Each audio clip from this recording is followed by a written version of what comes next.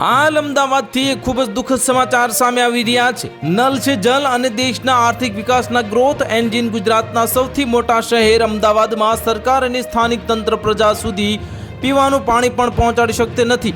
આઝાદીના સમયમાં નહીં પણ ઔદ્યોગિક રીતે સૌથી સમૃદ્ધ ગુજરાતના આ સ્થિતિ વિકાસની વાતોને પોકળ પુરવાર કરી રહી છે। આ સાબરમતી નદીના બંને કાંઠાનો વિકાસ કરવા રિવરફ્રન્ટ ડેવલપમેન્ટ પ્રોજેક્ટ શરૂ કરાયો હતો।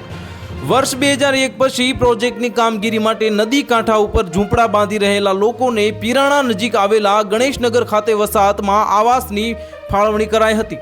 હાલમાં જ આ સ્થળે 1500થી વધુ લોકો રહે છે, જેમને પીવાના પાણી મેળવવાના પણ ફાંફા છે। લાંબા સમયથી આ લોકોને પીવાનું પાણી પૂરું તો પાડતો બોર બંધ પડતા ટેન્કરથી પાણી આપવામાં આવે છે। લાભના કામ ક્વોટેશનથી જે આપતા મ્યુનિસિપલ તંત્રના અધિકારીઓ અને સત્તાધીશો આ રહેવાસીઓ માટે નવો બોર બનાવતા હજુ સુધી મંજૂરી આપી શક્યા નથી। પીરાણા નજીક ગણેશનગર ખાતે એક સમયે અંદાજે 170 લોકોને આવાસ ફાળવ્યા હતા। આ સમય જતાં આ સ્થળે મ્યુનિસિપલ તંત્રની રહેમ નજર હેઠળની મોટી સંખ્યામાં ગેરકાયદે બાંધકામ થઈ ગયા છે।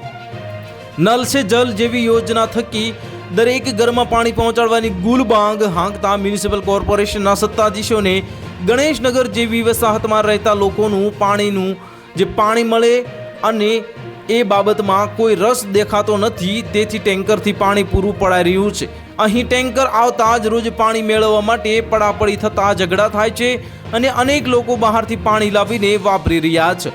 તો હાલ માટે આટલું જ। મળીશું નવી અપડેટ સાથે। જો તમને અમારા વિડીયો પસંદ આવતા હોય તો વિડીયોને લાઇક કરી દેજો, ચેનલને સબસ્ક્રાઇબ કરી બાજુમાં આવેલા બેલ આઇકનને દબાવી દો, જેથી તમને આવા સમાચારની અપડેટ મળતી રહે।